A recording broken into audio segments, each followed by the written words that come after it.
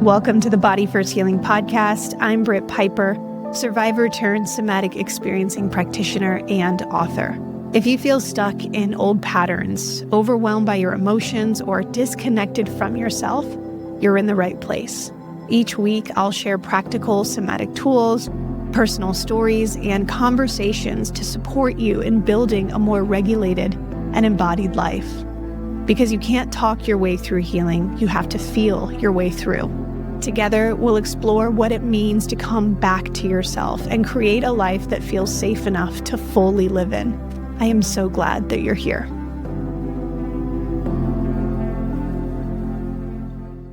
Hey, my friend, welcome back to the Body First Healing Podcast. I am your host, Britt Piper, survivor turned somatic experiencing practitioner, author, and educator, and the creator of the Body First Healing program and the Body First Healing book. I am so excited, you guys, for today's conversation with my favorite person to follow on social media.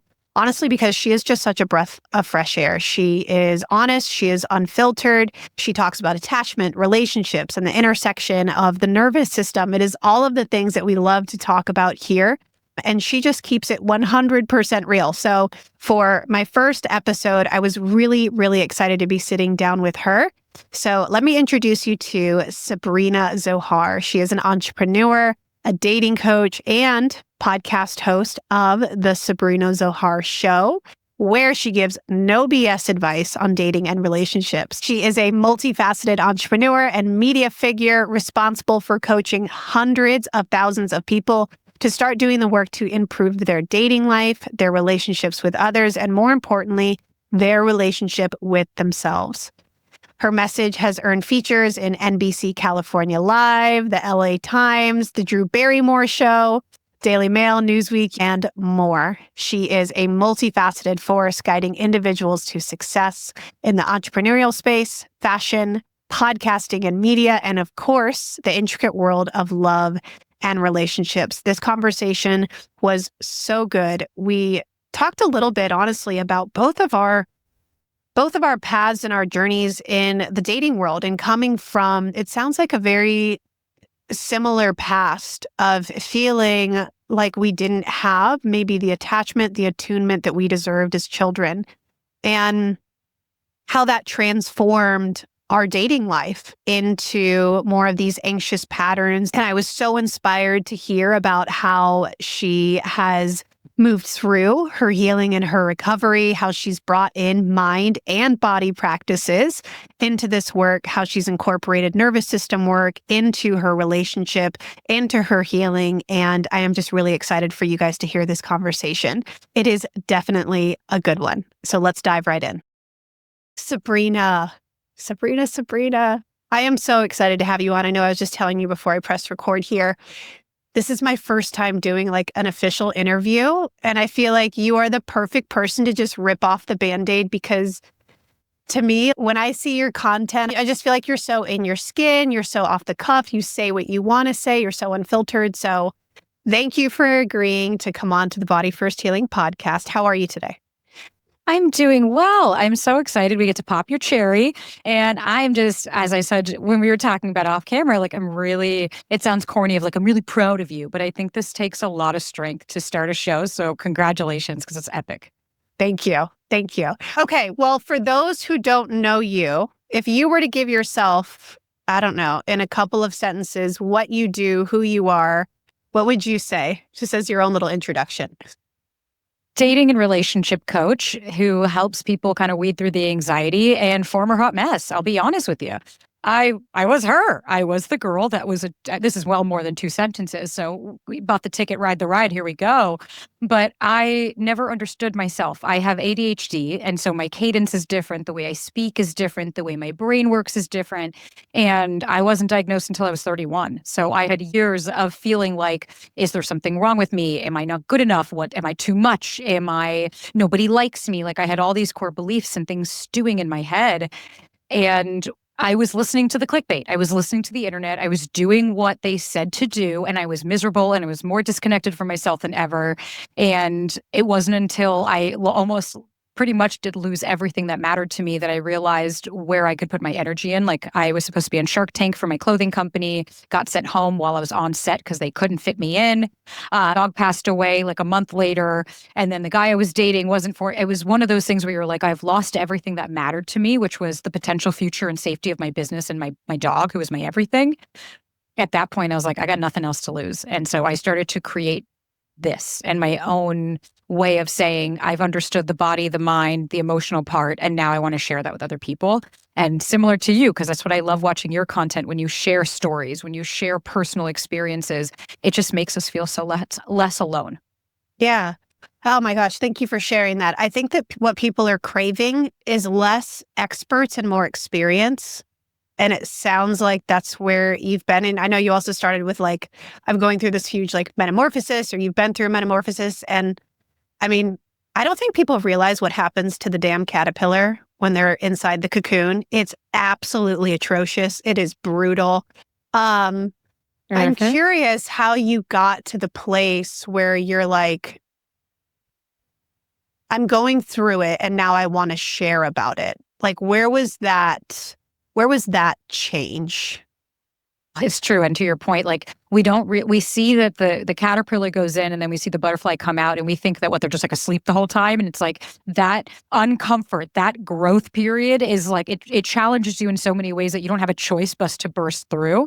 I think for me, it was 2022. I was living in LA. I was miserable. Oh, when I say I was miserable, I lived in Venice and I hated it. I hated the people. I hated the community. Like I couldn't, as a New Yorker, I didn't know where I felt like I belonged. And I had been doing for software, that's my clothing line, I'd been doing podcasts and panels and was going out there talking about being an entrepreneur. And I kept bringing it back to dating. Like, it just naturally was like, oh, similar to in dating, you got to do X, Y, and Z. And I'm not kidding. After Shark Tank happened, I was home and I was I'll just say I was contemplating doing some dark things to myself. I was in a very, very, very dark place and just felt like everything, all of the safety I had created in my life was put into this company of like, I have to have it. And Shark Tank's my one opportunity and, Phil, add all this stuff. And I think when the reality hit after that, like, not only did I not get a deal, I didn't even get to go and have an opportunity to be seen. I remember coming home and very shortly after, like, having some stuff with this guy and crying hysterically. It was September 26th. And I remember it like it was yesterday. And I remember my friend walking up, she was staying with me. And I remember crying on my bed and she put a rose quartz in my hand because a guy had just ended it. Another guy had ended it with me saying, I just don't feel it and blah, blah. And I remember I got up and she said, I'm telling you, you should try TikTok. I swear there are other people going through what you're going through. And I said, no, I have limiting beliefs. I'm like, who gives a shit about me? No one cares about me. Who am I? I don't have anything. And she was like, okay, give it a try. And that's why I did it. I just one day was like, okay, I'll have it like my fake Hannah Montana Miley Cyrus moment where like I have a TikTok, but then I have my clothing line that nobody knows about on the other side. And once I started to post and once I started to have my own thoughts and really start to say like, wait a minute, why are we doing things this way? It just started to grow in a way that I wasn't ever expecting. And it was hard to look away from, at the very least, holding my truths and being able to share them with people, because I grew up with a narcissistic father where it was always a threat to him and to who he was for me to have any space in the house. And this was my opportunity to finally give myself the opportunity to be seen. And it felt safe at the time being on TikTok. Hindsight is 2020, and I realize it's not. Yeah. TikTok is a whole other world. Okay. So it sounds to me like there was an overlap here, because I'm asking, how did we get to the place where I'm learning, I'm in the metamorphosis, and now I want to share about it? And it sounds like you were sharing about it as you were still learning. Like, and by the way, like, we never have it figured out. And I'm wondering if that's probably why it landed so well with people, is because you were sharing in the middle of the mess. And I continue to be honest, right? Yeah. Like, I think to your point, what is healed? And I'm so exhausted by that narrative. You and I are on the same side of the internet. We see that shit of I need to be healed to have the relationship. And I was listening to that. And I think while I was going along, like, it's kind of similar to you hurt in relationships, you heal in relationships. I was hurting in all these different ways, but then when I was trying to connect with people in a different way, I was able to heal through it. And even to now, when I started all of this, I was terrified. I didn't have any safety net. I didn't know what I was going to do. And I think sometimes when you have nothing left to lose, that's when you can bet it all. Because you're like, well, what's the alternative, right? I'm still in the same house. I'm still doing the same thing. But I think as I started to do it and exercise my voice, which I think is a really good kind of analogy to life, but it's like confidence. It's not like I came out of the gate and was always this confident and had my voice and knew what I wanted to say and had my convictions. I had to eat shit. I had to get denied a lot. I had to get rejected a lot.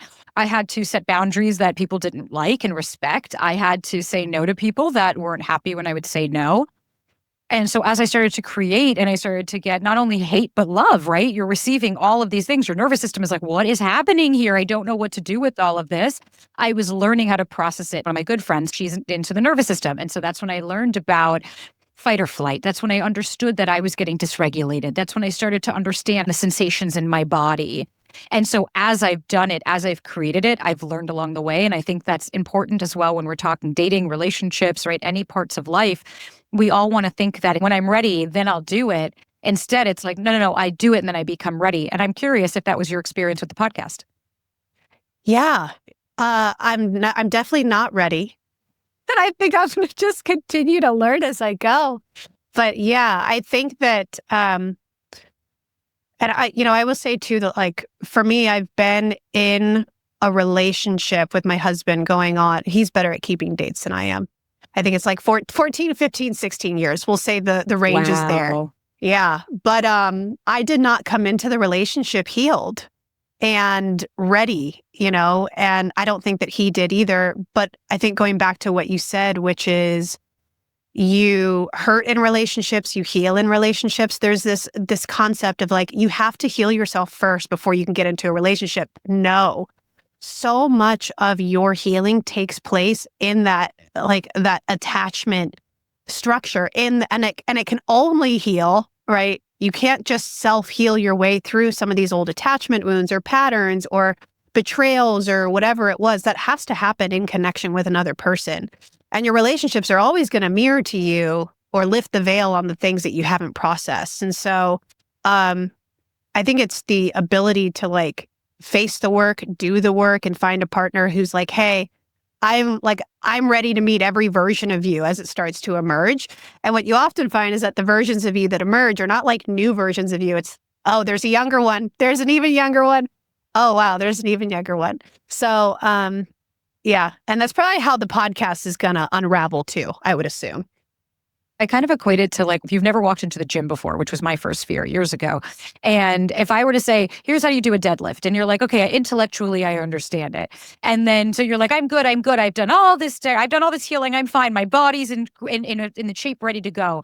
And the second you walk into the gym, you're like, what do you mean? How do I hold the weights? But what do you mean? Like engage my core? What do I do? You do one thing, it hurts you. And you're like, okay, that's it. I'm never going to come back. That's the same as when it's like you're healing, you're hurting, you don't know what's going on. You've done this healing work. I'm good. The minute you get back out there and someone triggers you, because that's a human aspect, someone says something that pisses you off, your partner does something and you want to wring their fucking neck like Bart Simpson to Homer, but instead you don't because you've grown, right? And you learn that that's not how you handle things. But those are the times, and like even my partner, I'm curious with your husband, because you guys have been together for so long. I met Ryan in my 30s. So I met him as a bit more of a fully fleshed out human, right? Like not as young. Maybe my sister's been with her husband since 20. So I love to see the growth, just two different experiences. And meeting somebody when you're ingrained in your shit, right? You have your stuff, you know what you'd like to do. Like you don't even like to sleep with other people because get out of my bed. And when we met, I would say we were both definitely more of a earned secure. We both had done a lot of work on ourselves, but I humbled myself down when we first got into a relationship because I thought I was so healed and so evolved and all of these things. And the second he just said something as simple as no to me, that anybody is allowed to say, right? That's not the end of the world. Something as minute. I got triggered. I shut down. I went back into my head. I created this whole narrative. And not to say that I hadn't done any work prior. I did a lot of fucking work. I really showed up for myself, but I was not going to be able to understand how to show up with every situation because I hadn't experienced it. And wasn't this version of myself experiencing it. But I'm curious, like with your husband, what's the secret? How 15, 16, 17, however many years, what do you think has been the glue that's held you guys together? I think that what has probably helped the most is the attunement piece. So it's like, even when we're in disagreement, even when we're in conflict, even when things are ruptured and we're arguing or we're not on the same page, parenting, like becoming parents 5 years ago, that brought up a whole other can of, oh, you parent that way? I parent this way. And then his little guy is coming up and then my little one is coming up. And oh my gosh, we entered an entirely new phase of the relationship. But the attunement piece is, I will stay with you and I will be with you, even in our discomfort, even in our moments of disconnect. And so I think it's that repetition over time, that habit forming of like, we can have our disagreements, but I know you'll stay. And for me, like, I was really anxious in relationships, serial monogamous, fear of abandonment, like anxious all the way. He was more avoidant. He was an only child, emotionally detached. Yeah. And so, of course, we cling and cling and cling. So the first 4 years were honestly a train wreck, like an absolute train wreck. But I think, again, it was just, there was some kind of determination that we had in each other to just see it through. And I don't know. I don't know if that's commitment. I don't know if it's love. I'm not sure what it was, but it was just that attunement piece. And I think also recognizing too that like, we don't have to agree on everything. Yeah. Yeah. I think sometimes like people think that like conflict resolution or repairing means that like we have to meet in the middle. And sometimes it's okay to just not, and to be okay with that and to be okay moving forward after that. So yeah, I would say those are the biggest things. Now, what are you finding for you in your relationship that's been the most helpful in those moments where it's like, oh, he said no, or like, I don't know, what have you found has been supportive for you guys? I think attunement's a really great way to put it. I mean, it's also interesting with the agree to disagree, right? Because I feel like we see that now. It's very, very, especially in like whether it doesn't matter anything, right? It doesn't have to be politics and religion, the biggies, right? It could be something as simple as like not liking a color or the way someone said something on a TV show. It's very polarized now. It's very like either you're with me or you're against me. And I find that to your point is I find the breaking point, because it's either like, well, if you don't do something I like, then I'm out, or you have to do everything I want for me to stay. And I think, at least for me and Ryan personally, it's interesting because I had to acknowledge that as an anxious avoidant dynamic, same thing, that as an anxious person, I also had my avoidance. And it took me a minute to understand that I was equally playing a part in shutting down or playing small and not taking up space or not sharing, saying no because I was scared. I was avoiding dealing with other stuff. And I think for both of us, what we've learned is one, code words, like code phrases that he'll say, I'm offline, and I know like he's dysregulated and that he needs his space. When I say I'm really activated right now, he knows that I need to talk about something and I need to go through it. And when we had conflict, it's interesting what you were mentioning earlier about the attunement was it hit me differently when maybe about a couple of months ago. This is still recent. I've told Ryan a million times over and over again, abandonment wound, please, like, I want to be seen and heard. It's really, really important to me. And we were in not a blow up. It wasn't like, no one's screaming or yelling, but the type where you can just start to see that like you're both getting frustrated. No one's really listening anymore. You're starting to bite back. You're shutting down with your body language. And he just finally said like, I just don't feel comfortable doing it. And it was something I really wanted to do. And I just said, fine, fuck it, do what you want. And I walked off. And I went into my room. I literally went into the room. I didn't leave the house. And maybe 10 minutes later, I hear, babe. And I'm like hyperventilating in my room. And he just walks in and he said, I got to be honest, I really feel like you abandoned me there. And I was like, huh? And it hit me. I was like, holy shit. What's changed the game for us is that I also have to understand my partner's lived experience is equally as important as mine. Yes, I want to make sure that I'm doing, but in that moment, I should have, right? On me to say, hey, I need a minute. Right? Do whatever you want. Give me 10 minutes. I'm going to the other room. Let's talk about this after. I didn't. I just said, fuck it. And I stormed off because I'm a human and I'm allowed to do things that are not ideal. But I think to your point of the attunement component, it's also about really understanding that like, wait a minute, what is happening with my partner? Because we're not on two sides of the street that we're just having a fight. It's like, we're supposed to be a team doing this together, and understanding his realities and his lived experience has helped me to not personalize it so that I could get curious and come with an understanding. It doesn't mean we agree, to your point. But for us, it's more about that we both want to be understood, because for both of us, we've learned to hide those parts of ourselves and we don't really want to hide them anymore. Yeah. Oh, I love that. The being a team part,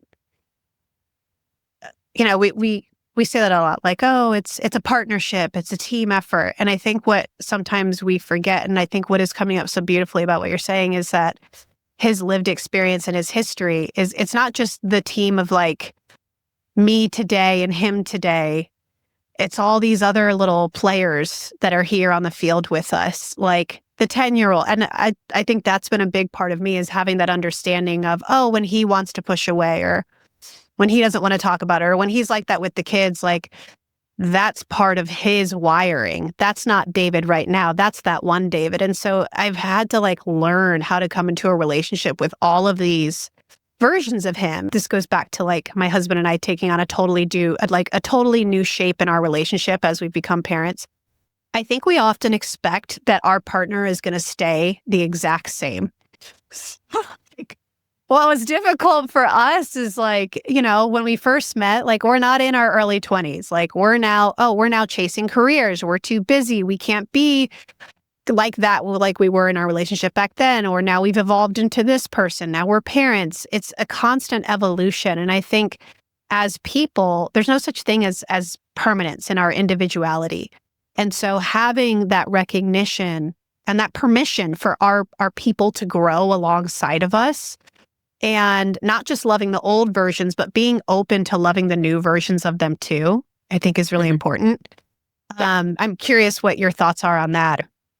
100%. I think it's such a beautiful way of saying, it's like, is this an explanation or an excuse, right? Am I looking at them and understanding that they have all these different parts to them? And it's, sometimes like I've been an asshole where I'm like, hey, I don't really want to hear the tears anymore. Like we go through this every single time. It's the same narrative. Like I'm kind of tired of hearing like, oh, okay, I get it. Like this is how your dad used to say something, but it's been 2.5 years and nothing has changed. Like eventually we have to let this go, or talk about it, or rectify it. Like we can't just keep tripping over the same part of the record over and over and then wondering why we're not getting deeper into the song.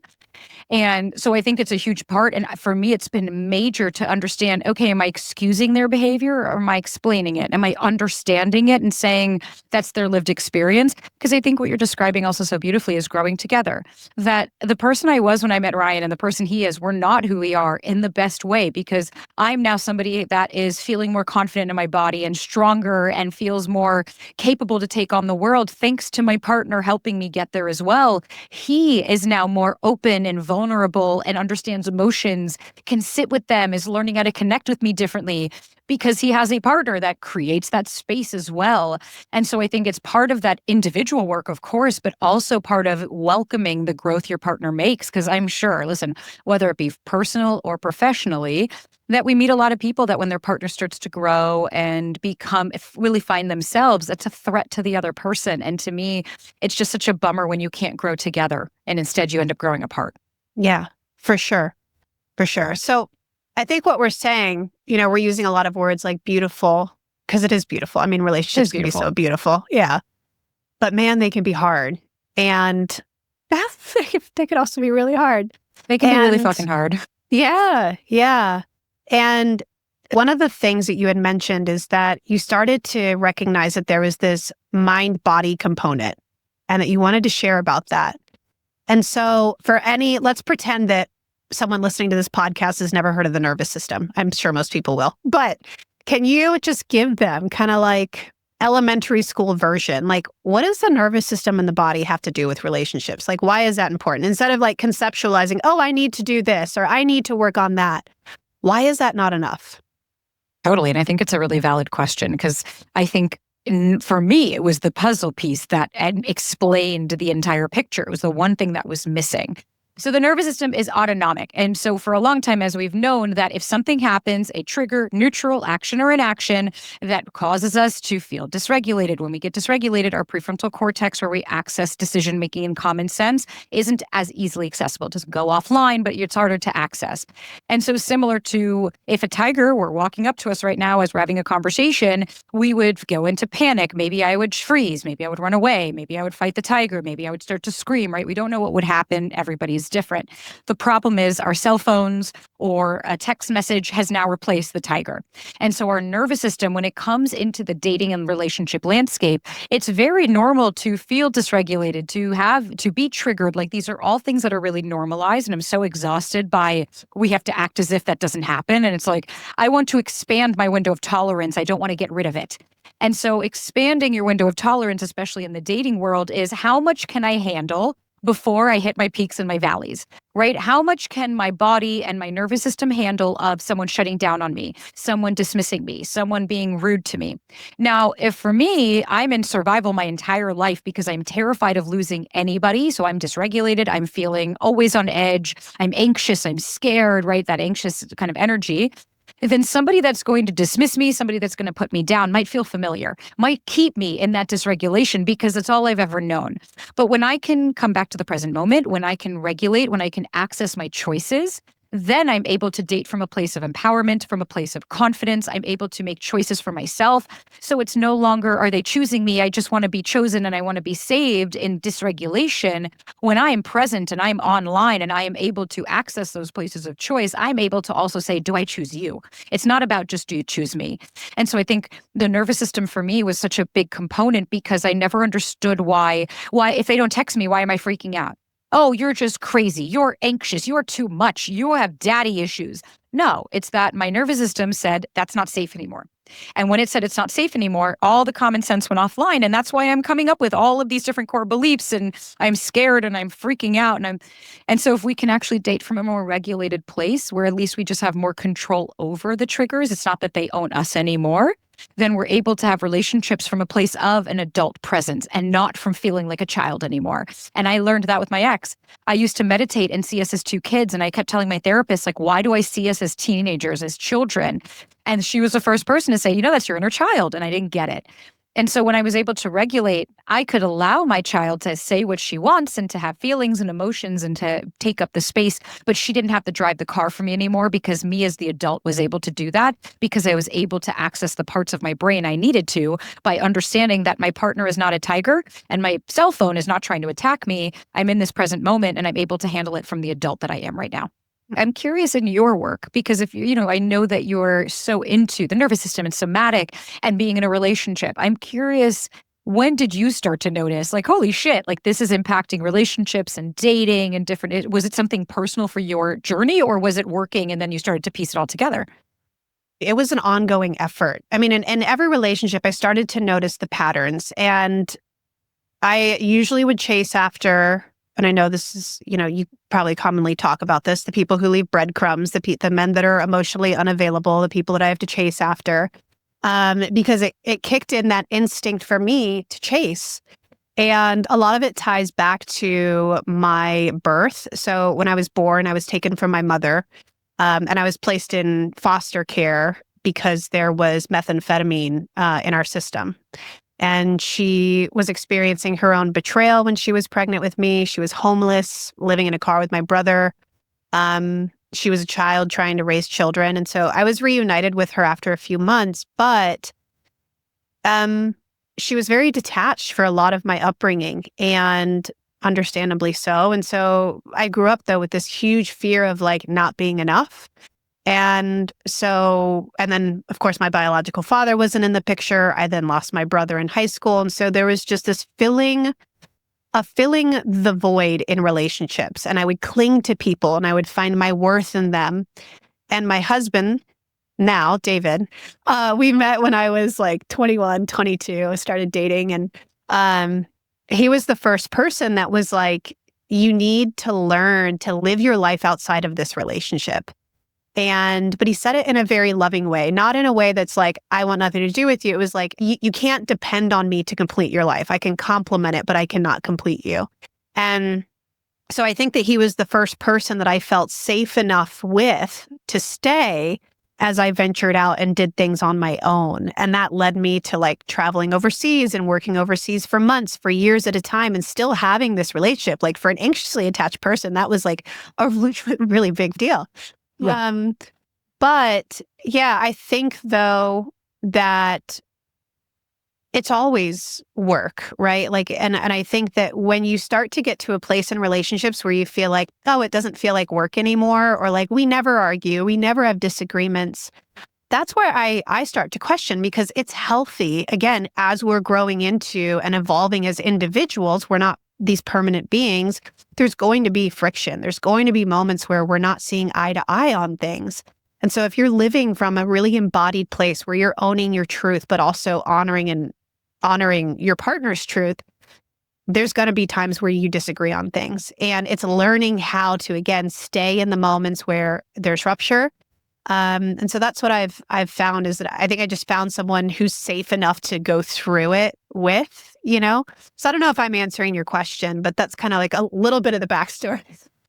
Yeah. I mean, I think it's really interesting as well, because it's like, look how we have similar fears, right? Of abandonment. I'm too much. Am I not enough? What's going on? Two completely different stories, right? Like, I had a father that was a raging piece of shit, who was always in and out, very abusive. And my heart breaks when I hear about little Britt, right? And just like imagining her there, and then also imagining what her nervous system was understanding and seeing. And it's like, and I think that's the missing piece for me when we're dating. I cannot tell you every single day how many people come to me and say, what's wrong with me? I don't get it. Why am I doing this? Why do I keep repeating this? And they'll usually start, one of my clients did that this morning, with, I had the perfect childhood, so I know it's not that. And it's not about villainizing, and no one is saying that you have to have bad parents. You could have two legendary human beings that may not have attuned to you in the ways that you needed. And your nervous system is going to then keep acting that out, right? To your point, becoming anxious, hypervigilant. Are they going to leave me? What's going on? You are living for someone else instead of living a life for yourself, because my mama has drilled this into my head. They're in addition to your life, not instead of. And you have to love yourself more than the need to be loved by someone else in order for you to have a successful and healthy relationship. Because the reason I'm with my partner, I know it from day one. This motherfucker told me from day one, was we hooked up on the first date. And of course, my little nervous system was like, you're never going to hear from this guy again. And I said, you know what? Right? Maybe. And I could have gone into my fawning, right? That was my people pleasing, fawning, be the good girl, don't say anything, be cool, right? Be the cool girl. You don't have any needs. And instead, I told I said, nah, I regulated. I went to the bathroom. I came back out at dinner and I sat down and I looked at Ryan and I said, I had a really lovely time with you tonight. And if this is all it was, your girl had a good time, I don't need to see you again. But I'll be real with you. If you're going to call me because you want to have another date with me, that means you're actually interested in growing something, because I don't do casual. Tonight I needed to have fun. But if you want to see me again, that's because you're intentional. Otherwise, don't waste my fucking time. And I asked him after, somebody asked him like once in an interview saying, why did you go out with her again? And he said, outside of the date, he was like, right, we had a great time. And he was like, but just seeing her confidence that she wasn't afraid to lose me by staying true to herself showed me that she embodied the strength of the type of person I was looking for, because she wanted me in her life, but she didn't need me in her life. And that is, to me, the nervous system piece here of, do I need you? And I'm chasing and I'm in this place of, oh God, please fulfill me, versus I'm regulated, I'm here, and I'm making a choice that I want you in my life because you add to it, but you're not instead of it. I love that. I love that. Yeah, we often say that when there's longing or despair for someone, it's usually trying to overcompensate for something that you're missing or something that you missed. So I guess, the question here is like, where is the fine line between being in a relationship where there's healthy, I don't know if we want to call it healthy conflict, healthy rupture, right? Because one of the things that you just said is you had a client this morning who said, I had a perfect childhood, right? And even those perfect childhoods, like, again, if you grew up in an environment where healthy rupture and repair was not modeled to you, maybe by your parents, oh, my parents never argued, they never disagreed, or they did it behind closed doors. The research strongly shows that having healthy, safe, conversations, disagreements, can be really healthy when it's modeled to kids. And it shows them that relationships are not perfect. They're not meant to be perfect. And that rupture and repair is not just normal, but it helps you to have healthier relationships. Now, there's a fine line though, right? Because sometimes, as you're saying, we can chase after and seek the things that maybe aren't like safe for us. We chase after the things that are familiar. We like to say same equals safe, even if it's not really safe for you. So what is kind of that balance, or how would you guide someone into having that distinction between this is not good for me and maybe this is just healthy rupture and repair that feels uncomfortable, but it's safe enough to stay? I think what we have to look at is one, the pattern. I think that's a really important aspect here is like, are we fighting about the same issues? Are we actually making progress? Are we getting down to the root cause of the issue? Because if every single time you're yelling at your partner for not taking the garbage out, it's not about the garbage anymore. Right? This hasn't been about the garbage. It's, do I feel seen? Do I feel heard? Are you ignoring me? Are you on your phone, not paying attention to me? I've had people come to me and you're like, okay, you break up every 3 weeks. It's the same shit. They keep pulling away because you're not actually making progress. You're not seeing, there's no growth.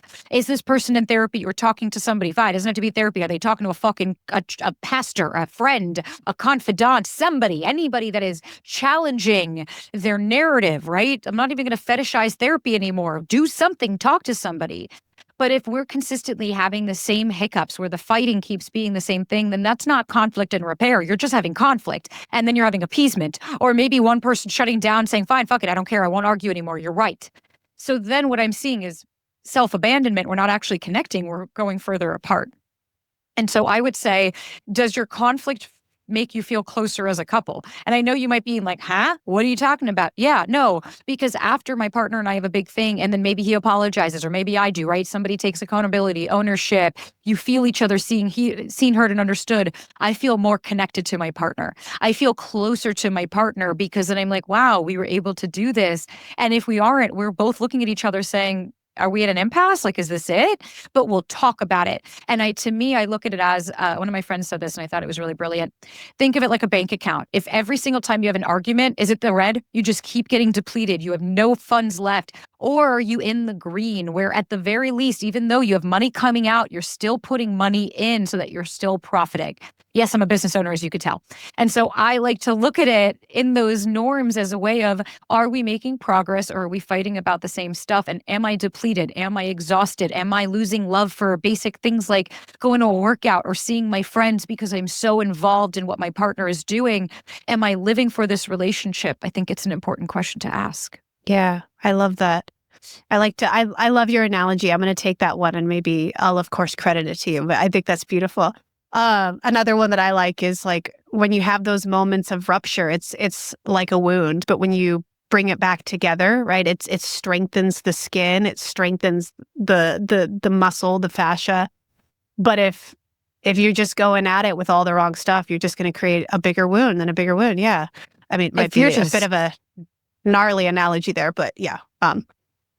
I think it applies because it's like the same as you have a gash and you need a fucking surgeon, but yet you're throwing a Band-Aid on and saying, go back into work. You're never going to heal. Versus like if your partner keeps throwing salt and you're like, but why aren't we getting stronger? It's like, because there's not two willing participants that are engaging in healthy conflict, right? You always, well, we're already off the bat on the wrong foot. We're already starting it by disadvantages of sweeping generalizations. And anytime, even to this day, Ryan will say it like he's said that accidentally, right? He'll be like, you always say that. And I'll look at him and I'm like, always? And I'll be like, cool, quantify that. And he just starts and he's like, you're right. That wasn't fair. Like we've understood that I've also had to look and say, he's not against me. This is my partner. I love this person. I'm with them for a reason. And so if we get into an issue, like I'm not a feral cat anymore. That's like fending for my life. Like I don't have to act like that anymore. Mm-hmm, mm-hmm. One of the things you keep bringing up is this, I'm getting this sense of like, there's this willingness of both partners to do the work, right? It's two people. And I'm sure you see this a lot. And I see this a lot when people come into my healing program. And what I see a lot in the community page is I'm learning about the nervous system, I'm learning about healing, I'm learning about attachments, somatics. And now I feel like I am talking a completely different language from my partner. I feel like they're not willing to do the same work that I am now putting in. What's some of your direction or some encouragement that you would give to people who are like, I feel like I'm doing all of the emotional labor or the lifting when it's not equal? Oh, you need to make a choice now when you want to cry now or later, because the reality is if you have a partner that doesn't believe in therapy, then what's happening is that partner benefited from you not having boundaries. That partner benefited from you from the fact that you didn't have the nervous system understanding, that you weren't doing the work. That person benefited from the version that you were. And if you have a partner that doesn't celebrate your growth and instead is trying to either keep you where you are or not invest in their own growth and just say, you could do it all, then I need you to ask, ask how long you want to continue with this partner. Because I understand, right? There might be somebody that says, hey, whoa, this is a lot for me. I'd like to get curious about you. I want my partner to have curiosity in some capacity. But I have heard it a million times of like, oh, my partner or the person I'm with doesn't think therapy exists, or like that it's not legitimate. They think it's stupid. They think this is all dumb and that I'm overreacting. It's like, great. So then how familiar does that feel to you? Because is that how you were treated as a kid? Because if you're having somebody that's putting you down and isn't encouraging you to grow and evolve and become the best version of yourself, I need you to ask why you're with that person. That's really the question I'm curious about. Ooh, amen. But I think that goes back to the whole evolving part. Like rather than taking your partner's growth as a threat against you, okay, they're evolving, they're growing. How can I keep up? What can I do to stay with them in this? That's the curiosity that I want. Because my partner, when we first started dating, I was in therapy. He wasn't. He didn't think that he had a need for it. And then as we started to have our issues, he's the one who said, I need to talk to somebody. He was like, it's not your job. It's not just your job to grow. That, truth be told, you want to know why I'm still with my partner? Because of that. I will be 100% candid. I love parts of him, don't get me wrong, but I can't stand other parts. And similar to me, right? We're very human. But I would never be with him if he wasn't growth-minded, if he didn't hold space for what I'm going through, if he wasn't trying to stay curious, because I don't need to be with my dad again. I don't need to replicate those childhood experiences. I don't need to be dismissed and have someone put me down again and tell me I'm being too much and you're going too deep. It's like, fine, then go find less. I don't know what it is that you want from me, but I'm not going to make myself more palatable for you to enjoy it, instead of also both of us doing the work on each one of us and then coming together for the relationship. Because what Ryan says to me all the time is, I'm doing this for me. It just so happens to benefit us. And that to me is the most beautiful aspect. I don't want you to do it for us or for me. I want you to do it for you and for us, not just for me. I like Ryan. I like him. He's great. I don't know him, but I like him. Yeah, man. So I think that what you're saying is like sometimes just the curiosity can be enough commitment to start. Because I mean, to start. Yeah. And people ask often like, well, what does David do? Like, what has David done? And I think for him, it's just that curiosity and the openness to sit with me. He hasn't done recovery in any kind of sense like I have, but he's remained open and curious, which for me has been more than enough. So. And I think it also, to your point, it also depends on what that person's coming with, right? If that person's coming with a bunch of bullshit and you're like, hey, man, you're not, that's a different story versus, wow, okay, I've got a lot of my stuff, but this works for me. That's why I was like, and not every partner has to be in therapy, but I do believe that every partner needs to at least be curious about the other person's experience, because I don't need my partner to go and talk about the same stuff I am, but I do want him to understand where I'm coming from. And then if he feels he needs more support, he can go and get it. Yes. I like that. So as we kind of wrap up with some final questions here, we've talked a lot about safety, and there's the knowing like, oh, I'm safe with this person, right? Like they've never placed a hand on me. They've never betrayed me. They've never hurt me, harmed me emotionally, yet I don't feel safe, right? Or I feel safe with this person who does bring in chaos. What might you recommend to someone listening who's hearing about this concept of like safety for the first time in a relationship and starting to feel safe or create a new sense of safety?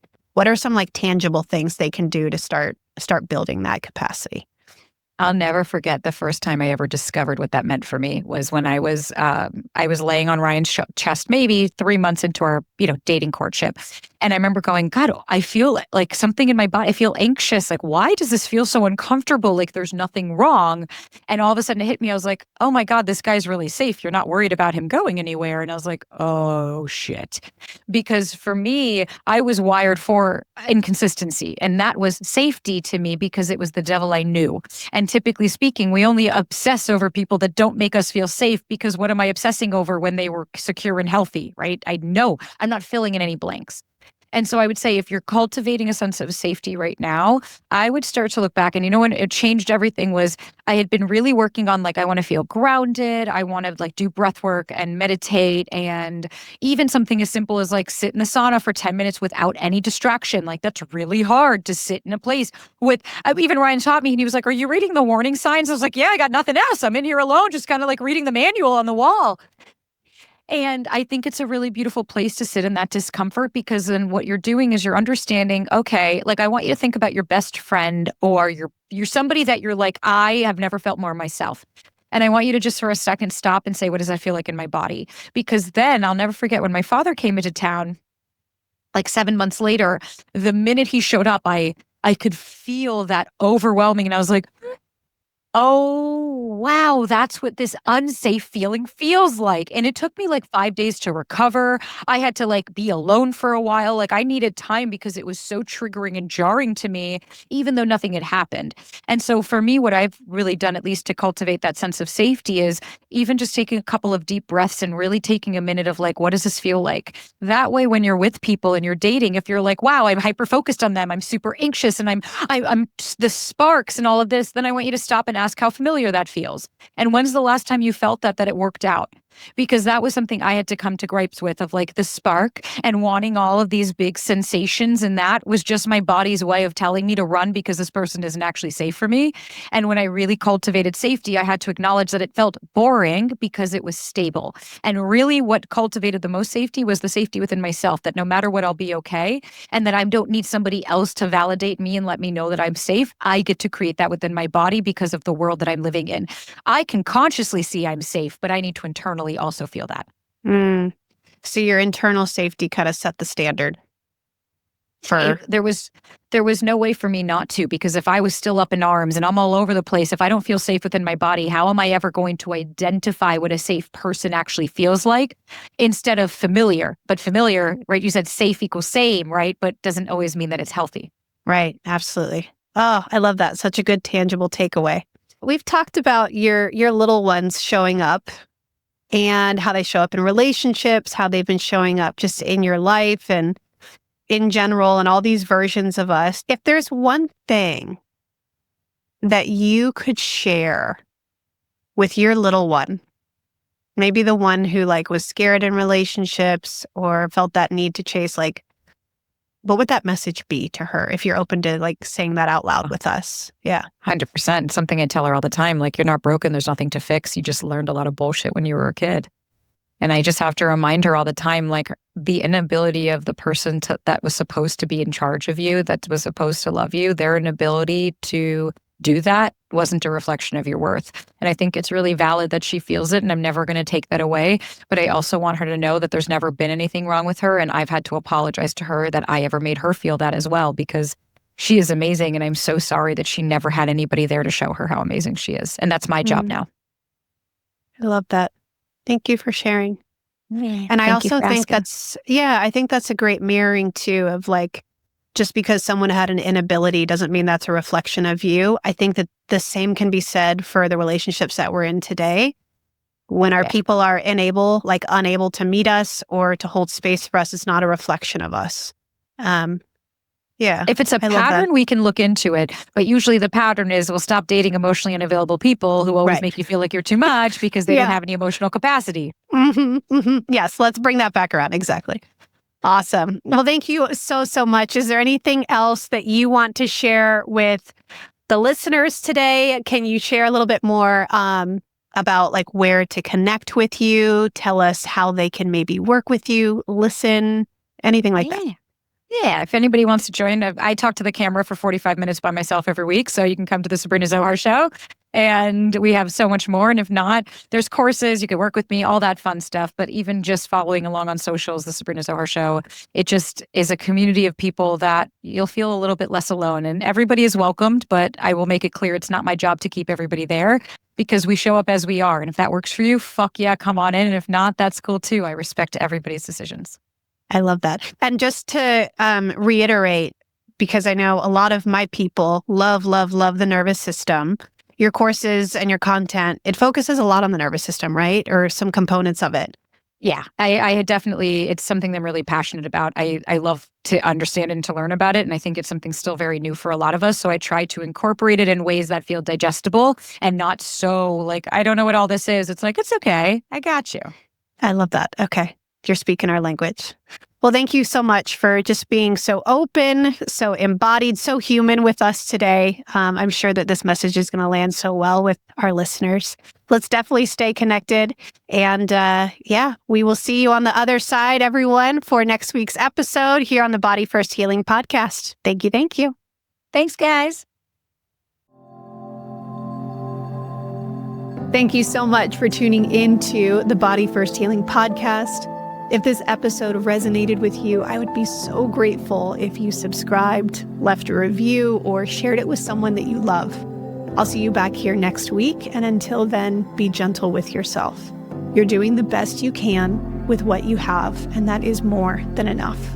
Just a quick note, this podcast is for educational purposes only and is not a substitute for medical advice. Always consult a qualified provider for personal support.